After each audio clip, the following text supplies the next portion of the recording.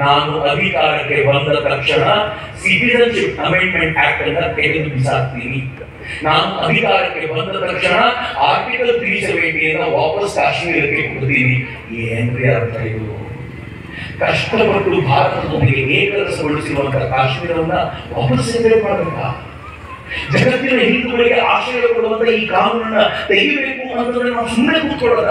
Actually ಆ manifesto ನೋಡಿದ ತಕ್ಷಣನೇ ಕಾಂಗ್ರೆಸ್ ಅವರಿಗೆ ಎಂಟ್ರಿ ಕೊಡಬೇಕಾಗಿ ನಮ್ಗೆ ಏರಿಯಾಗಿ ಬರಬೇಡಿ, ನೀವು ಹಿಂದೂಗಳಿಗೆ ಅನ್ಯಾಯ ಮಾಡ್ಲಿಕ್ಕೆ ನಿಂತಿದ್ದೀವಿ ಅಂತ.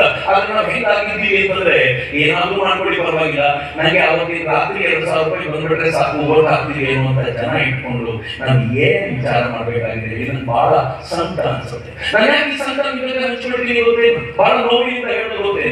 ಯಾಕೆ ನಾವು ಇಷ್ಟು ಬೇಗ ಕೆಲಸ ಶುರು ಮಾಡಿದ್ವಿ ಅಂತ ಕೇಳಿದ್ರೆ, ಬಸ್ ಟಿಕೆಟ್ ಫ್ರೀ ಅನ್ನೋ ಕಾರಣಕ್ಕೆ ನಾವು ಸಿದ್ದರಾಮಯ್ಯವ್ರನ್ನ ಮುಖ್ಯಮಂತ್ರಿಗೆ ಒಪ್ಕೊಳ್ಳೋದಾದ್ರೆ ಟ್ರೈನ್ ಟಿಕೆಟ್ ಫ್ರೀ ಕೊಟ್ಬಿಟ್ರೆ ರಾಹುಲ್ ಗಾಂಧಿ ಪ್ರಧಾನಮಂತ್ರಿ ಒಪ್ಕೊಂಡ್ಬಿಡ್ತೀವಿ.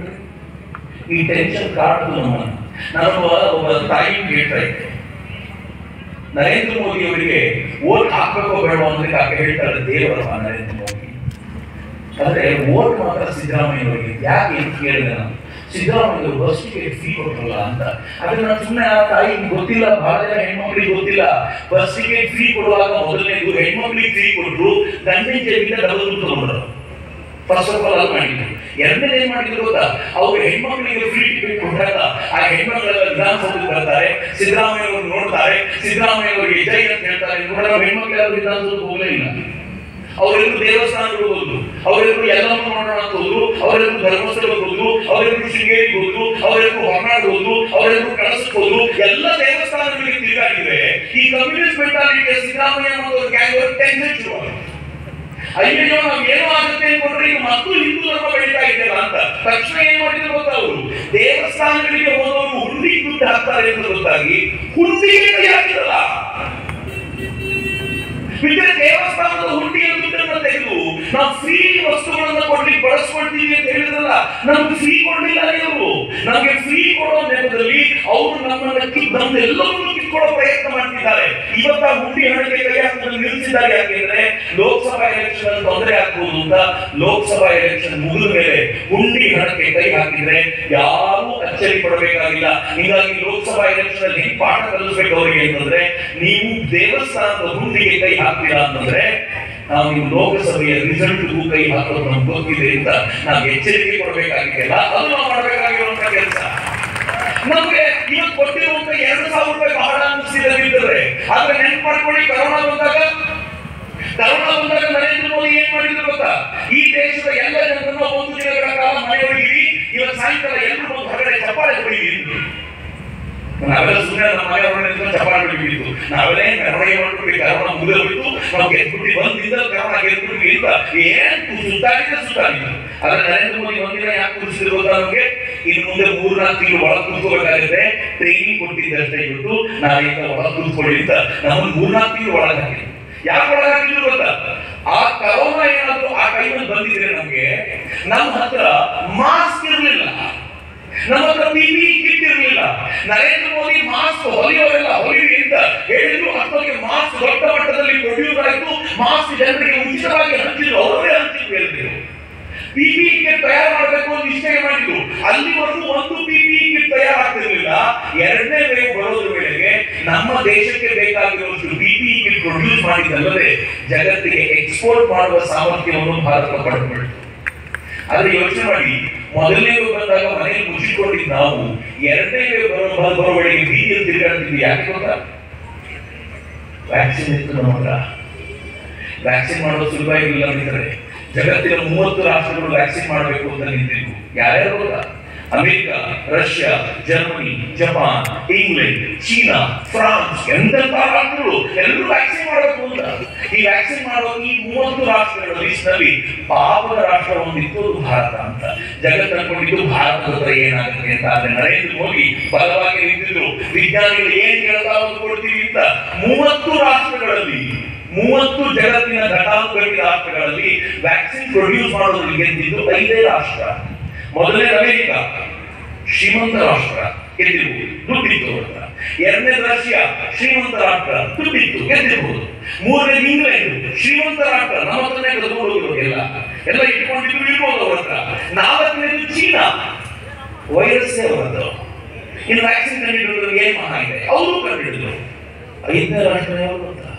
ಯಾವುದನ್ನ ಜಗತ್ತಿನ ಜನ ಹೀನ ದೀನ ಕೃಪಣ ದರಿದ್ರ ಕೆಲಸಕ್ಕೆ ಬಾರದ ಬಡ ಹಿಂದುಳಿದ ಬಯಲು ಶೌಚಾಲಯಕ್ಕೆ ಹೋಗುವ ದೇವ ಮೂರ್ತಿಗಳನ್ನ ಪೂಜೆ ಮಾಡುವಂತ ರಾಷ್ಟ್ರ ಅಂತ ಮೂದಲಿಸ್ತಾ ಇದ್ರು ಆ ಭಾರತ 5ನೇ ರಾಷ್ಟ್ರವಾಗಿ ಉಳಿದ 24 ದೇಶಗಳನ್ನು ಹಿಂದಕ್ಕೆ ತಳ್ಳಿ ತಾನು ಜಗತ್ತಿನಲ್ಲಿ ಮುಂಚೂಣಿಯಲ್ಲಿದ್ದು 2 ವ್ಯಾಕ್ಸಿನ್ ಕೊಟ್ಟಿತ್ತು. ಯಾರ್ಯಾರು ಕಾಂಗ್ರೆಸ್ನವರು ಇದೆಯೋ ಒಂದು ಕ್ಷಣ ತಲೆ ತಗ್ಗಿಸ್ಬೇಕು. ನೀವು ನಾನು ಕಾಂಗ್ರೆಸ್ನವರು ಅಂತ ಹೇಳ್ಕೊಳ್ಳುವಂತ ಯೋಗ್ಯತೆ ಇಲ್ಲ. ಯಾಕೆ ಅಂದ್ರೆ ನಾವು ವ್ಯಾಕ್ಸಿನ್ ಕಂಡುಹಿಡಿದು ಸ್ಮಾರಕ ಕೊಟ್ಟಾಗ ಕಾಂಗ್ರೆಸ್ನವ್ರು ಏನ್ ಹೇಳಿದ್ರು ಗೊತ್ತಾ? ಕಾಂಗ್ರೆಸ್ನವ್ರು ಹೇಳಿದ್ರು American vaccine standard vaccine, Indian vaccine sub standard vaccine, ಯಾವ ಇಂಡಿಯನ್ ವ್ಯಾಕ್ಸಿನ್ ತಗೋಬೇಡಿ ಅಂತ ಪ್ರಚಾರ ಮಾಡಿದ್ರು. ನಾವ್ ಯಾರು ತಗೊಳ್ಳಿಲ್ಲ ರೀ, ನಾವೇನು ಭಾರಿ ಬೆಳಿಬೇಕು ಅಂತಿಲ್ಲ, ನಾವ್ ಯಾವ ವ್ಯಾಕ್ಸಿನ್ ತಗೊಳ್ಳಿಲ್ಲ. ಯಾಕಂದ್ರೆ ಕಾಂಗ್ರೆಸ್ ನ ಪ್ರಚಾರ ನಂಬಿಟ್ಟಿದ್ದೀವಿ ನಾವು, ಸುಳ್ಳು ಪ್ರಚಾರವನ್ನ. ಅವಾಗ ನರೇಂದ್ರ ಮೋದಿ ಏನ್ ಮಾಡಿದ್ರು ಗೊತ್ತಾ? ಇಂಡಿಯನ್ ವ್ಯಾಕ್ಸಿನ್ ಪ್ರೊಡ್ಯೂಸ್ ಆದಾಗ ಮೊದಲನೇ ವ್ಯಾಕ್ಸಿನ್ ಡೋಸೇಜ್ ತಾನೇ ತಗೊಂಡು ನಾನೇ ತಗೊಂಡಿದ್ದೀನಪ್ಪ, ಇನ್ ನೀವ್ಯಾಕಪ್ಪ ತಗೊಳ್ಳಲ್ಲ ಅಂತ ಕೇಳಿದಾಗ ನಾವು ನಿಂತಿದ್ವಿ. ದಿನಕ್ಕೆ 1 ಕೋಟಿ ವ್ಯಾಕ್ಸಿನ್, 100 ಕೋಟಿ ಜನರಿಗೆ ಕೆಲವೇ ದಿನಗಳಲ್ಲಿ ವ್ಯಾಕ್ಸಿನ್ ಕೊಟ್ಟು ಮುಗಿಸಿ ಜಗತ್ತಿನ ಜನರಿಗೆ ಚಾಲೆಂಜ್ ಮಾಡಿದ್ರು ನರೇಂದ್ರ ಮೋದಿ. ಇಷ್ಟು ಸ್ಪೀಡ್ ಆಗಿ ಜಗತ್ತಿನ ಯಾವ್ದಾದ್ರು ರಾಷ್ಟ್ರ ವ್ಯಾಕ್ಸಿನ್ ಕೊಡಬಲ್ಲ ನೋಡಿ ಅಂತ ವ್ಯಾಕ್ಸಿನ್ ಕೊಟ್ಟು ಚಾಲೆಂಜ್ ಮಾಡಿದ್ವಿ ನಾವು.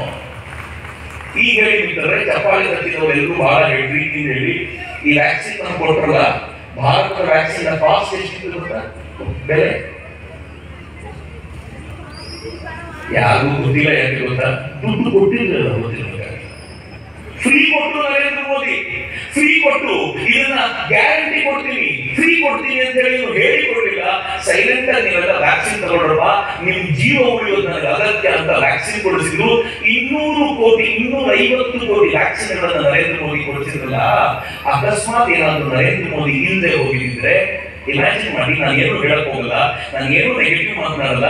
ನರೇಂದ್ರ ಮೋದಿ ಜಾಗದಲ್ಲಿ ಕರೋನಾ ಬಂದಾಗ ರಾಹುಲ್ ಗಾಂಧಿ ಇದ್ದಿದ್ದಿದ್ರೆ ಏನಾಗಿತ್ತು ಗೊತ್ತ್ರಿ? ನವನಗರದ ಈ ಪ್ರೋಗ್ರಾಮ್ ಅಲ್ಲಿ 10 ಜನ ಬಂದಿರ್ತಿರ್ಲಿಲ್ಲ. ಈ 10 ಜನ ಅವರು ಎಲೆಕ್ಟೋರಲ್ ಲಿಸ್ಟಿಂದ ಇರ್ತಿರ್ಲಿಲ್ಲ ಅವರು. ಆದ್ರೆ ನರೇಂದ್ರ ಮೋದಿ ಇದ್ದಿದ್ರಿಂದ ಇವತ್ತು ಜೀವಂತವಾಗಿ ಕೂತ್ಕೊಳ್ಳಿಕ್ಕೆ ಸಾಧ್ಯವಾಗಿದೆಯಲ್ಲ, ಇದು ನರೇಂದ್ರ ಮೋದಿ ನಮ್ಗೆ ಕೊಟ್ಟಂತ ಕೊಡುಗೆ.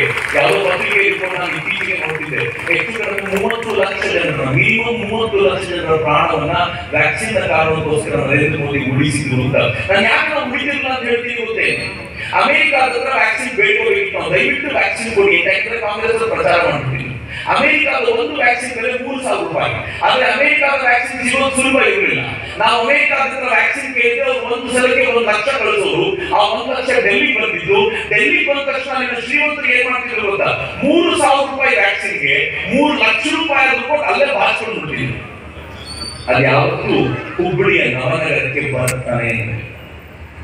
1 ಲಕ್ಷ ವ್ಯಾಕ್ಸಿನ್ ಹುಬ್ಬಳ್ಳಿ ಬಂದಿದ್ರು ಇಲ್ಲಿರುವಂತ ಅನೇಕರಿಗೆ ವ್ಯಾಕ್ಸಿನ್ ತಗೊಳ್ಳೋ ಸಾಮರ್ಥ್ಯ ಇರ್ತಿರ್ಲಿಲ್ಲ ರೀ. ಆದ್ರೆ ನರೇಂದ್ರ ಮೋದಿ ವ್ಯಾಕ್ಸಿನ್ ಕಂಡುಹಿಡಿಸಿ ನಮ್ಗೆ ಕೊಟ್ಟಿದ್ರ ಪರಿಣಾಮವಾಗಿ ಇವತ್ತು ನಮ್ಮ ಜೀವ ಉಳ್ಕೊಂಡಿದ್ಯಲ್ಲ.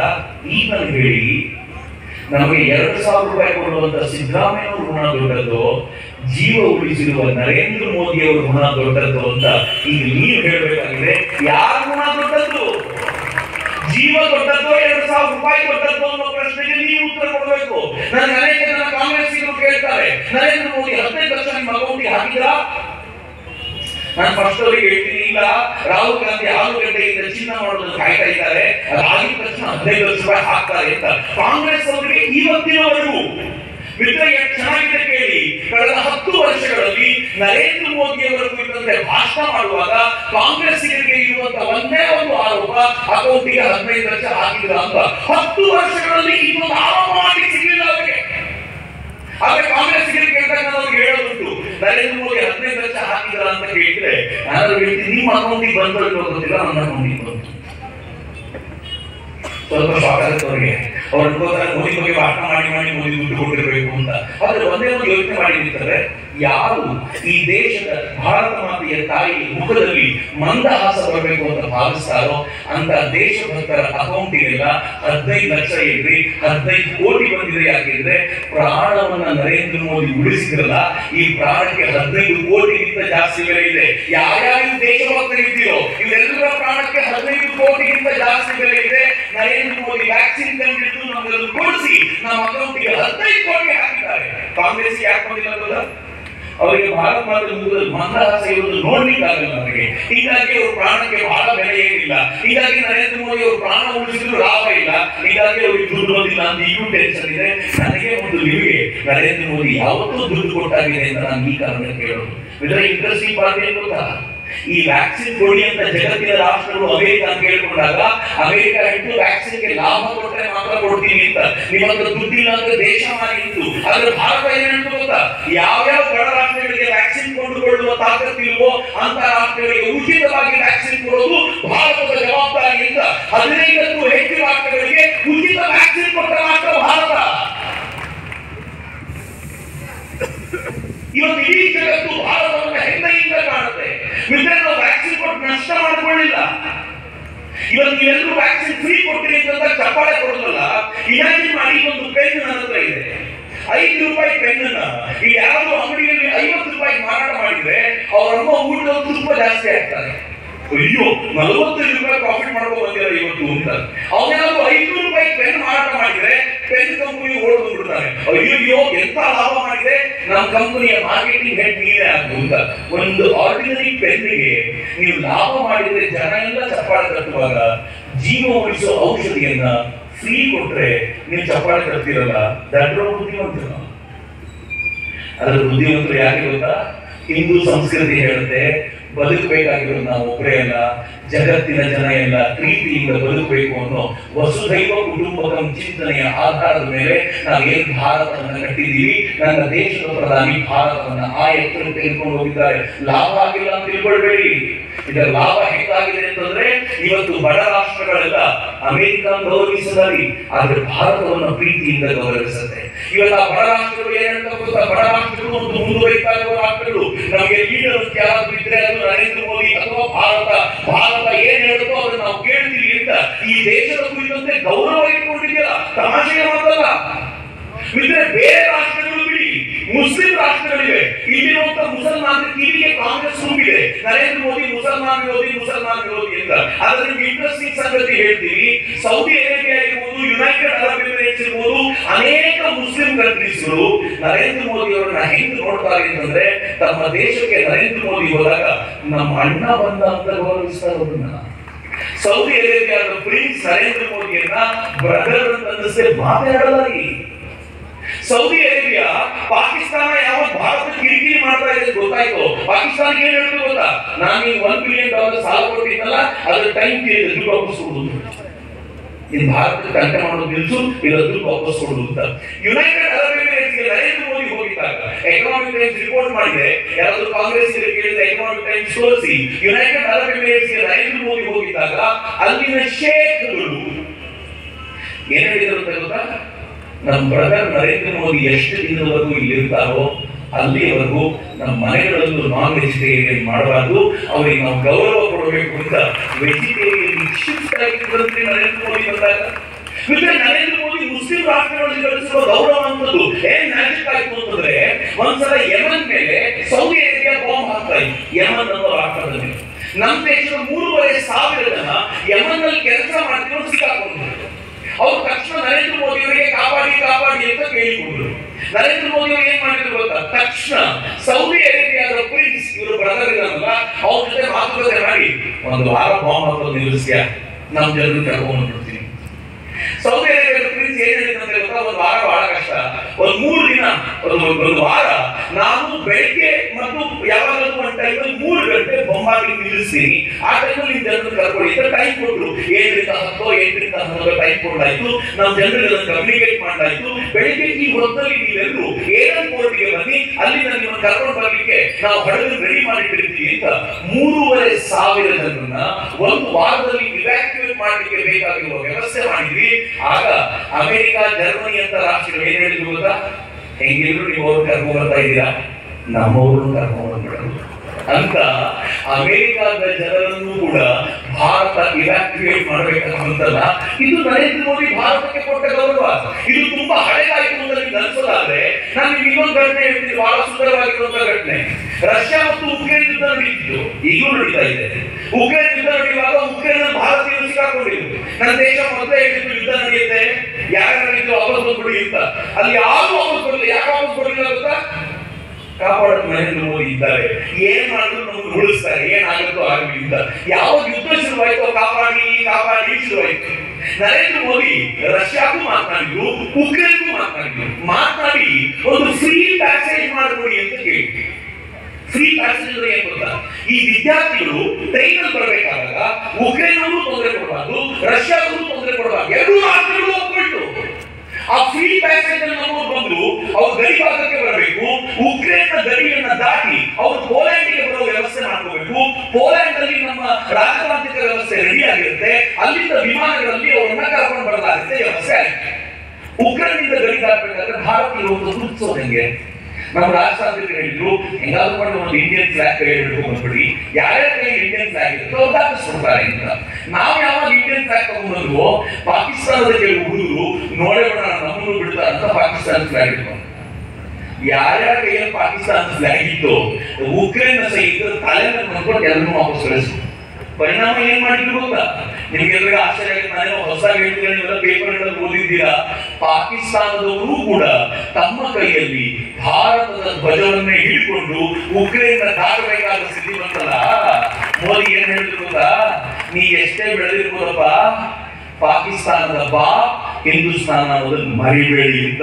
ನೀ ಎಷ್ಟೇ ಬೆಳೆದಿದ್ರು ನಿಮ್ಮ ಅಪ್ಪ ಹಿಂದೂಸ್ತಾನ ಅನ್ನೋದನ್ನ ನೆನಪಿಟ್ಕೊಳ್ಳಿ ಅಂತ ಪಾಕಿಸ್ತಾನಕ್ಕೆ ಎಚ್ಚರಿಕೆ ಕೊಟ್ಟಿದ್ದಿಲ್ಲ. ಇದು ನರೇಂದ್ರ ಮೋದಿ ಕೊಟ್ಟಿದ್ದು. ಮಿತ್ರ, ಕೋವಿಡ್ ಕಾಲದಲ್ಲಿ ಕೋಟ್ಯಂತರ ಜನರನ್ನ ಅಲ್ಲಿಂದ ಇವ್ಯಾಕ್ಯುವೇಟ್ ಮಾಡ್ಕೊಂಡು ಬಂದಲ್ಲ ಬೇರೆ ಬೇರೆ ದೇಶಗಳಿಂದ. ನರೇಂದ್ರ ಮೋದಿ ಮಾಡಿದ ಕೆಲಸ. ಬೇರೆ ದೇಶದಲ್ಲಿ ಇರೋದು ಬಿಡ್ರಿ, ನೀವೆಲ್ಲ ಟಿವಿಯಲ್ಲಿ ತಿಂಗಳ ಗಟ್ಟಲೆ ನೋಡಿದ ಘಟನೆ ಮರ್ತೋಗಿರ್ತೀರ ಅಷ್ಟೇ, ನೆನಪಿಸೋದಷ್ಟೇ ನನ್ನ ಕೆಲಸ. ಭೂಗರ್ಭದಲ್ಲಿ ಈ ಒಂದು ಸುರಂಗವನ್ನು ತೋಡಬೇಕಾದಾಗ 47 ಜನ ಸಿಕ್ಕಾಕೊಂಡಿದ್ರು, ನೆನಪಿದೆಯಾ? ಭೂಗರ್ಭದಿಂದ ಕೂಗಿದ್ರು ಉತ್ತರಾಖಂಡದಿಂದ, ನಾವು ಸಿಕ್ಕಾಕೊಂಡ್ಬಿಟ್ಟಿದೀವಿ, ಅದರಲ್ಲಿ ಕುಸಿದು ಹೋಗ್ಬಿಟ್ಟಿದೆ ಅಂತ. ಮೋದಿ ಅದು ಕೇಳಿಸ್ ಏನ್ ಮಾಡಿದ್ರು ಗೊತ್ತಾ? ಗೊತ್ತಿಲ್ಲ. ಅವ್ರ ಜಾಗದಲ್ಲಿ ರಾಹುಲ್ ಗಾಂಧಿ ಇದ್ರೆ ಏನ್ ಮಾಡ್ತಿದ್ನೋ. ಮೋದಿ ಥೈಲ್ಯಾಂಡ್ಗೆ ಹೋಗಿ 4 ಜನ ಇದ್ದು ಬರ್ತಿದ್ದ, ನಾನು ತಡೆಯಕ್ಕೆ ಆಗ್ತಿಲ್ಲ ಟೆಂಪರೇಚರು, ಅಲ್ಲಿ ಹೋಗ್ತೀನಿ ಇದ್ದು ಬರ್ತಿದ್ದೇನೋ. ಆದ್ರೆ ನರೇಂದ್ರ ಮೋದಿ ಏನ್ ಮಾಡಿದ್ರು ಗೊತ್ತಾ? ಈ ಇದರ ಹೋಲನ್ನ ಕೊರೆಯುವಂತ ಜಗತ್ತಿನ ಅತ್ಯುತ್ಕೃಷ್ಟ ಯಂತ್ರಗಳನ್ನ ಭಾರತಕ್ಕೆ ತರಿಸಿದ್ರು. ಜಗತ್ತಿನ ಅತ್ಯುತ್ಕೃಷ್ಟ ಈ ಕೆಲಸದಲ್ಲಿ ಅತ್ಯಂತ ಬುದ್ಧಿಮತ್ತೆಯ ವ್ಯಕ್ತಿಯನ್ನು ಕರೆಸಿಕೊಂಡು ತಮ್ಮ PMO ಕಚೇರಿಯಿಂದ ಒಬ್ಬರನ್ನ ಅಲ್ಲೇ ಕೂರಿಸಿದ್ರು. ದಿನನಿತ್ಯದ ಡೆವಲಪ್ಮೆಂಟ್ ಕೇಳ್ತಿದ್ರು. ಏನು ಆಗ್ತದಾಗ ಏನ್ ಮಾಡಿದ್ರು ಗೊತ್ತಾ? ಭಾರತದ ರ್ಯಾಕ್ ಹೋಲರ್ಗಳನ್ನು ಕರೆಸಿ ಸಣ್ಣ ಸಣ್ಣ ಸಣ್ಣ ಹೋಲುಗಳನ್ನ ದೊಡ್ಡ ಮಾಡಿ ಇವರು ಕೂತಿರೋರಿಗೆ ಮೊದಲು ಊಟ, ತಿಂಡಿ, ಹಾಲು, ಚಪಾತಿ ಎಲ್ಲ ಕಳಿಸಿ ಕ್ರಿಕೆಟ್ ಬ್ಯಾಟ್ ಬಾಲ್ ಕಟ್ಟಿ ನೀವು ಆರಾಮಾಗಿ ನೋಡ್ಕೊಳ್ತೀವಿ ಅಂತ. ಫೈನಲಿ ಅವರೆಲ್ಲರೂ ಕೂಡ ಒಬ್ಬೊಬ್ಬರನ್ನಾಗಿ ಆ ಹೋಲಿಂದ ಎಳ್ಕೊಂಡು ಆಚೆ ಕರ್ಕೊಂಡು ಬಂದು ನಾನು ಇದೇನಪ್ಪ ನಿಮಗೋಸ್ಕರ ಅಂತ ಹೇಳಿದ್ಯಲ್ಲ, ಅದು ಈ ದೇಶದ ಪ್ರಧಾನಿ ನರೇಂದ್ರ ಮೋದಿ. ಆ ಮನುಷ್ಯ ಈ ದೇಶದ ಬಗ್ಗೆ ಎಷ್ಟು ಕಾಳಜಿ ಇಟ್ಕೊಂಡಿದ್ದಾರ. ಪ್ರತಿನಿತ್ಯ ಅವ್ರ ಬಗ್ಗೆ ಮಾತಾಡಬೇಕಾದ್ರೆ ಬಹಳ ಹೆಮ್ಮೆ ಅನ್ಸೋದು. ಯಾಕೆ ಅಂತಂದ್ರೆ ಪ್ರತಿ ಕ್ಷಣವೂ ಆ ಪುಣ್ಯಾತ್ಮ ನಮ್ಮ ಬಗ್ಗೆ ಬಿಟ್ಟರೆ ಮತ್ತೊಂದ್ರ ಬಗ್ಗೆ ಯೋಚನೆ ಮಾಡಲ್ಲ. ನೀವು ಯಾರನ್ನು ಕೇಳಿದ್ರು ಅವ್ರೊಂದು ಪರಿವಾರ ಇದೆ, ಅವರೊಂದು ಪರಿವಾರ. ಈ ರಾಹುಲ್ ಗಾಂಧಿ ಕೇಳಿ ನೋಡಿ, ಅವನದೇ ಪರಿವಾರ ಬಹಳ ದೊಡ್ಡದಿದೆ. ನೀವು JDS ನವ್ರನ್ನ ಕೇಳಿ ಅವ್ರದೇ ಪರಿವಾರ ಇದೆ. ನೀವು ಯಾರಿಗೆ ತಗೊಂಡು ಅವ್ರ ಪರಿವಾರ ಅದು ಇಂಪಾರ್ಟೆಂಟ್ ಅನ್ಸುತ್ತೆ.